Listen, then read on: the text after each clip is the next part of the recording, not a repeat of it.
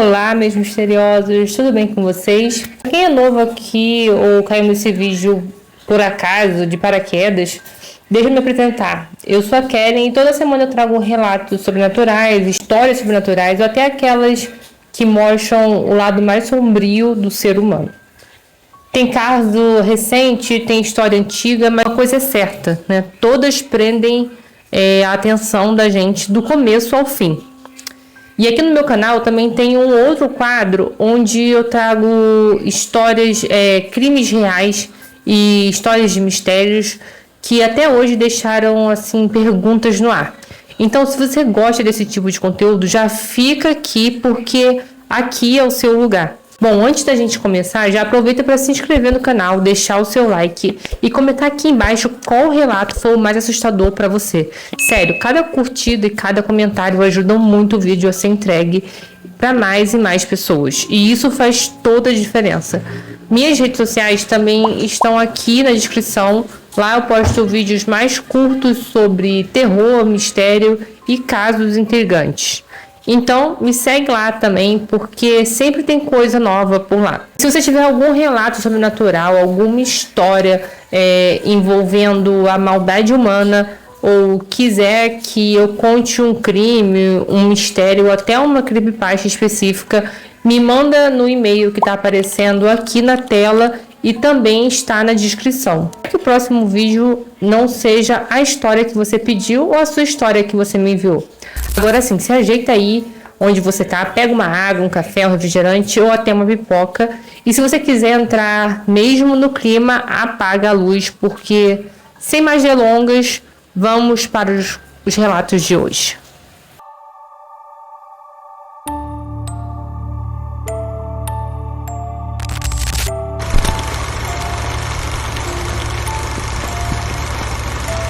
O primeiro relato se chama Verme Humano da Dark Web.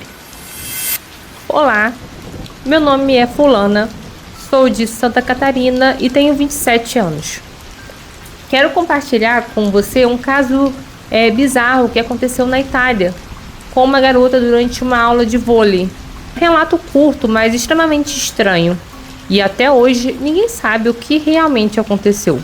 Minha amiga estava jogando vôlei normalmente quando começou a sentir vontade de ir ao banheiro. Ela tentou segurar, mas não conseguiu e pediu para que eu a acompanhasse até o banheiro durante a pausa. Quando chegaram lá, ela demorou cerca de 10 a 15 minutos e de repente começou a gritar. Meu sangue gelou. Quando perguntei o que estava acontecendo e entrei na cabine, vi algo que nunca vou esquecer. Um verme com feições humanas dentro da privada. Não era uma cabeça humana, era um verme normal, mas com feições humanas. Rapidamente pegamos nossos celulares e começamos a gravar. Outras meninas entraram no banheiro e também filmaram com seus celulares. Minha amiga decidiu guardar o verme na mochila para que algum cientista ou biólogo pudesse estudá-lo mais tarde. No entanto, quando tentei tirá-lo com um espelhinho, ele caiu no chão e começou a rastejar. As meninas estavam enojadas, mas também curiosas. Ficamos olhando para ele de perto e eu juro que ele parecia soltar uns grunhidos baixinho, como se estivesse tentando falar.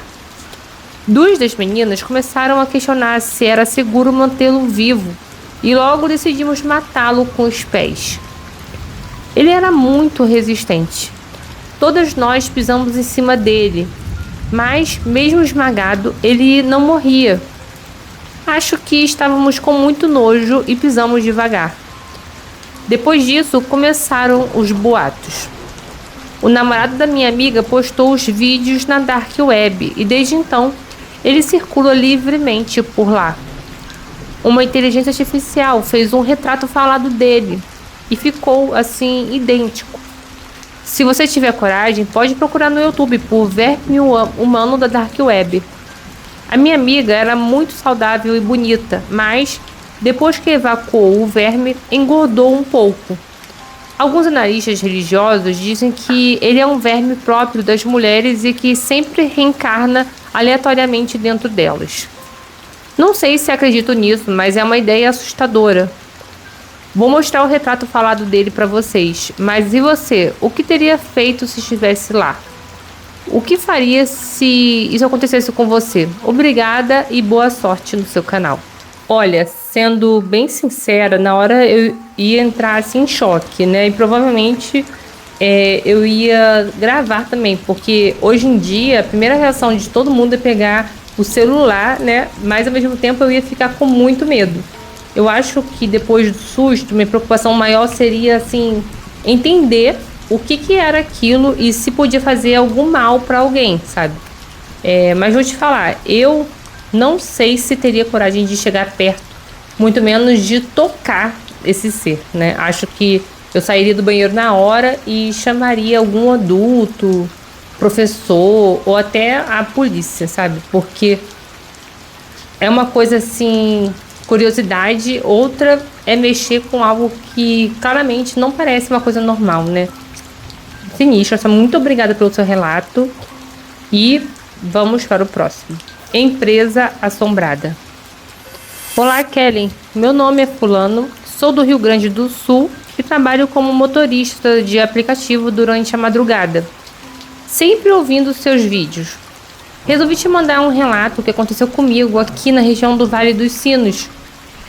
Bom, em 2019 eu consegui o emprego dos sonhos, turno da noite, oportunidade de crescimento e um bom salário.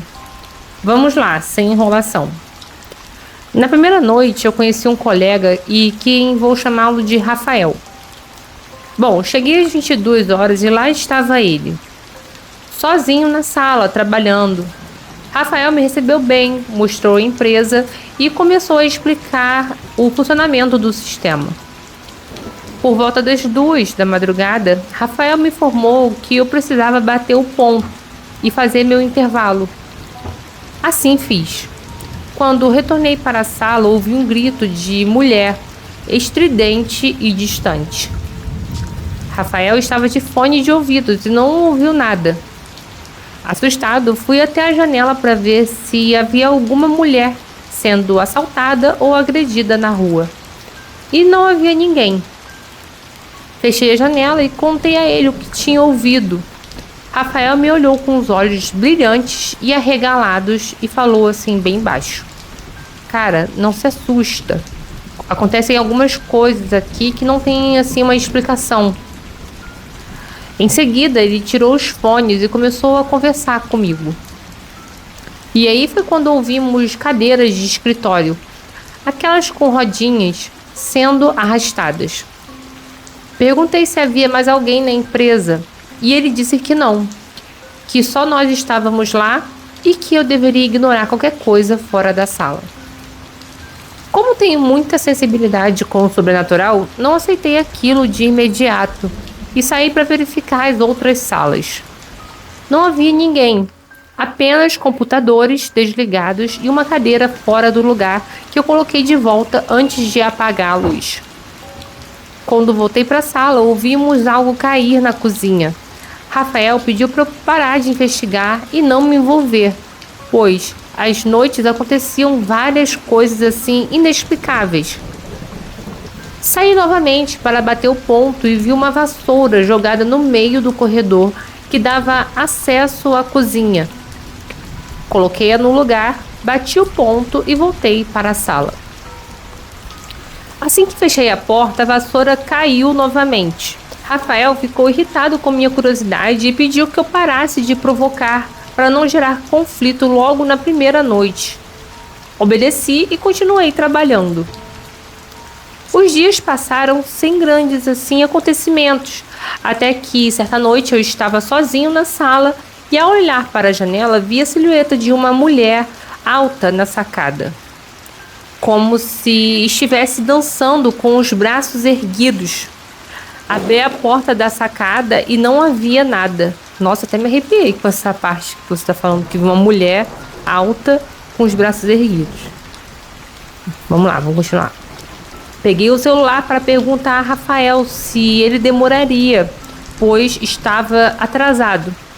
Ele disse que já estava chegando. Quando chegou, contei o ocorrido. e ele disse que aquilo acontecia de vez em quando. Bom, depois disso não conseguimos mais cochilar durante o intervalo, pois sempre havia barulhos pelos corredores. A energia ficava pesada e o ambiente assim gelado. Certa noite cheguei mais cedo para cobrir um colega doente, mas minha esposa me ligou dizendo que havia sido picada por uma aranha e precisava ir ao médico. Avisei ao Rafael que precisava sair e ele disse que estava a caminho.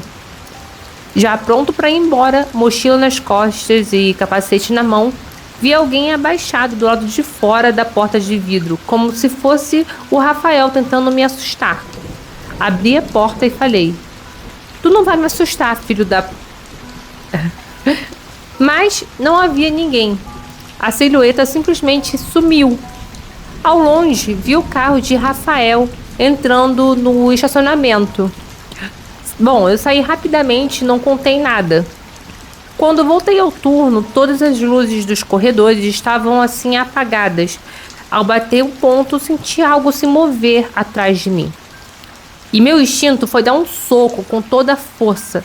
E eu acertei em um boneco de madeira que ficava na empresa e que não deveria estar naquele setor. Entrei na sala cobrando o Rafael, dizendo para ele parar com as brincadeiras, pois eu machuquei a minha mão. Ele afirmou que não havia saído da sala desde que chegou, pois estava atendendo uma ocorrência grave e remotamente. Bom, eu não acreditei até precisar ir ao banheiro e perceber que o boneco não estava mais lá. Ele havia sido colocado em outro cômodo escuro com uma luz direcionada diretamente ao rosto. Bom, depois disso eu decidi parar de enfrentar aquilo. Em outra ocasião, o alarme de incêndio disparou do nada.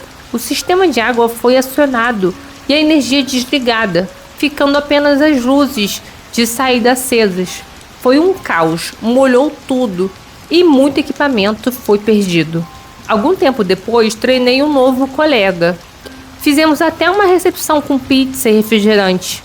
Durante a conversa, comentei sobre os acontecimentos e ele respondeu com sarcasmo: "Vocês são medrosos, eu não acredito nessas coisas." No exato momento em que eu disse isso, houve um estouro dentro da sala, seguido de um barulho de chaves. Eram as chaves dele que caíram no chão. O tempo passou e certa noite um colega do turno do dia me ligou, desesperada, por volta das 8 horas. Ela estava sozinha na empresa e ouviu passos no corredor. A descarga do banheiro feminino estava sendo acionada repetidamente. Nossa, que medo, né? Imagina. Ela desligou. Como era perto da minha casa, fui correndo até lá. Quando cheguei, ela estava em choque, falando com a mãe no telefone. Levei-a para fora e pedi que fosse para casa trabalhar em home office. Depois disso, solicitei mudança para o turno do dia, que era cheio de pessoas, ambiente colorido e agradável. Mas a noite era assim terrível. Muitos continuaram lá e presenciaram coisas. Alguns pediam demissão na primeira semana. Para você ver como é que o ambiente é carregado, né? Olha, sendo bem sincera, eu não sei se eu teria coragem de continuar trabalhando ali depois de tantas coisas acontecendo, sabe? Uma coisa é ouvir um barulho estranho uma vez ou outra. Agora, viver isso repetidamente com outras pessoas presenciando aquilo também, para mim, quando começa a afetar várias pessoas ao redor e acontecer em momentos diferentes, já deixa de ser só assim coincidência ou impressão da nossa cabeça, né?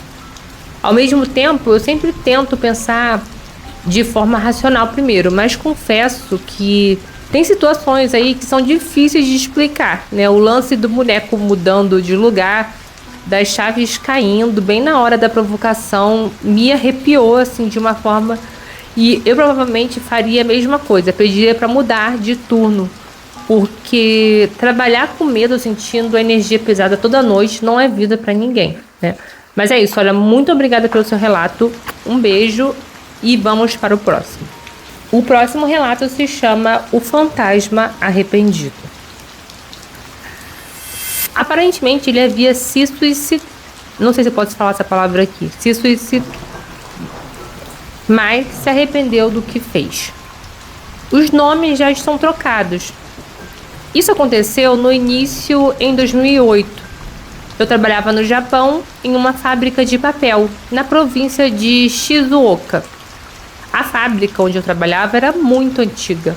Havia maquinário de 1934. Eu gostaria de explicar o meu entendimento sobre a tecnologia japonesa de fabricação. Pois bem, enquanto o seu equipamento conseguir produzir, gerando alta produtividade de lucro, os industriais japoneses continuam rodando o equipamento. Não tem nada de futurista nem cenário de filme de ficção científica. Para contextualizar o evento ocorrido, eu tenho que explicar o ambiente onde tudo ocorreu. A máquina de fabricação de papel onde eu trabalhava tinha uns 30 metros. A primeira parte recebia a celulose em forma de pasta e ela caía em uma esteira de tecido grosso. Essa esteira, por sua vez, passava por diversos cilindros de metal.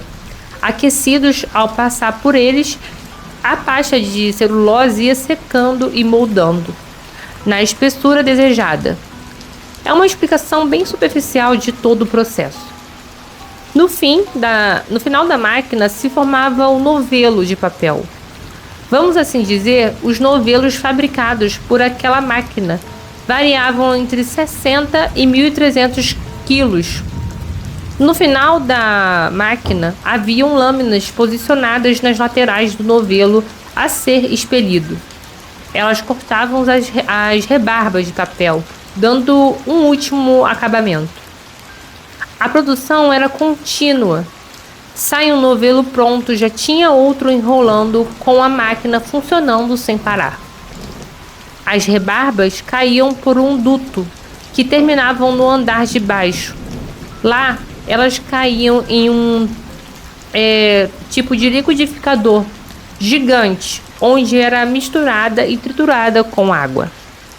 Automaticamente, e a mistura era bombeada para o início do maquinário, onde se misturava celulose para virar papel novamente. No dia da minha folga, ocorreu um acidente. Disseram que, primeiramente, o papel craft, aquele papel de parda, sabe? Começou a ficar rosado e depois de avermelhado e começou a aparecer no final da máquina, cheio de furinhos. Tudo parou imediatamente. No outro dia, no meu turno, me disseram que uma pessoa tinha morrido. Ele caiu no liquidificador gigante. Acharam partes do corpo dentro dele. Nossa, os furinhos no papel ocorreram porque muitos pedaços dos ossos dessa pessoa ficaram fincados na esteira de tecido que recebia a celulose e o papel reciclado que vinham do liquidificador no início da máquina que fabricava o papel. Mencionaram o nome do funcionário japonês, o Idel, mas na verdade eu não me lembro muito dele. Ele não era de muitos amigos, e mesmo entre os japoneses, a perícia na época emitiu um laudo dizendo que a porta da manutenção do equipamento foi aberta de propósito e foi por ele que o funcionário entrou, com tudo funcionando. Havia indícios de suicídio. Essa porta passou a ficar trancada com mais de um cadeado a partir de então. Correu um boato de que o rapaz não tinha família próxima e que era viciado em jogo. Inclusive que estava endividado. Não tem como confirmar, pois eu só conheci de vista. Nunca nem conversei com ele. Passado um mês do ocorrido, começaram alguns boatos estranhos. Começaram a dizer que ouviram o Idel lá no alojamento onde ele morou. E eu morava em um alojamento da fábrica. Ficava a uns 500 metros da fábrica. Era velho, mas era muito conveniente morar tão perto. O Idel morava no alojamento da empreiteira. Alguns japoneses e a maioria dos brasileiros eram mão de obra terceirizada. Ficavam uns 25 minutos de bicicleta. próximo à estação de trem da cidade. Nas semanas seguintes, disseram que ouviram o Idio pedindo socorro no meio da noite. Alguns japoneses lá no alojamento, perto da estação, só moravam japoneses. Não queriam mais morar no primeiro andar, onde o Idio morou. Logo passaram a ouvir ele gritando no andar térreo também. Os outros brasileiros, certa vez, me disseram que se eu quisesse morar lá no alojamento da estação, a empreiteira não ia cobrar nada. Não achei que fosse sério e eu gostava de morar perto da fábrica. Bom, certo dia, no final do meu turno, o responsável pelos brasileiros da empreiteira me pediu para ir até o alojamento da estação. Pois ele gostaria de conversar. O Sr. Sato era muito bacana com todos os brasileiros e todos o respeitavam muito. Ao chegar lá, ele quis me mostrar um quarto no térreo que acabara de ser reformado e me disse que, por eu estar trabalhando lá há mais de 2 anos, eu poderia mudar para lá se eu quisesse. Ele me ofereceu transporte de van durante o inverno e o aluguel era 1/3 do valor que eu pagava. Então, eu dei uma risada e perguntei para ele: mas e o fantasma do Idio? Ele tentou desconversar, dizendo que era mentira do pessoal da fábrica e que poderia ser barulho da rua, da construção, ali perto e isso e aquilo. Era cerca de 19 horas e a gente estava conversando no corredor do alojamento. Seguindo o corredor atrás de mim ficava a cozinha, virando à direita. E eu estava conversando com o Sr. Sato, dizendo que era meio longe para ir de bicicleta. Mas a expressão no rosto dele foi mudando para uma cara de espanto. E ele estava conversando comigo, mas eu comecei a reparar que ele estava olhando por cima do meu ombro e ele soltou um repentino: "Chotomate", traduzindo, espera um pouquinho. Ele passou por mim a passos rápidos. E ao me virar, olhei para a porta da cozinha e vi uma pessoa com uma roupa que parecia ter a mesma cor do uniforme da fábrica. E de boné, também parecido com o boné da fábrica. Entrar para dentro na cozinha nessa hora. E o Sr. Sato entrou em seguida. Também fui até lá e cheguei a ver o Sr. Sato levando a mão ao interruptor da iluminação da cozinha, que ficava perto da porta, mas no corredor, para acender a luz da cozinha. Não tinha ninguém lá. O Sr. Sato entrou e foi até o fogão, olhou em um espaço que tinha entre a geladeira e o armário do guarda-louças e ele também checou a porta que dava para o quintal. Ela estava trancada, não tinha ninguém lá.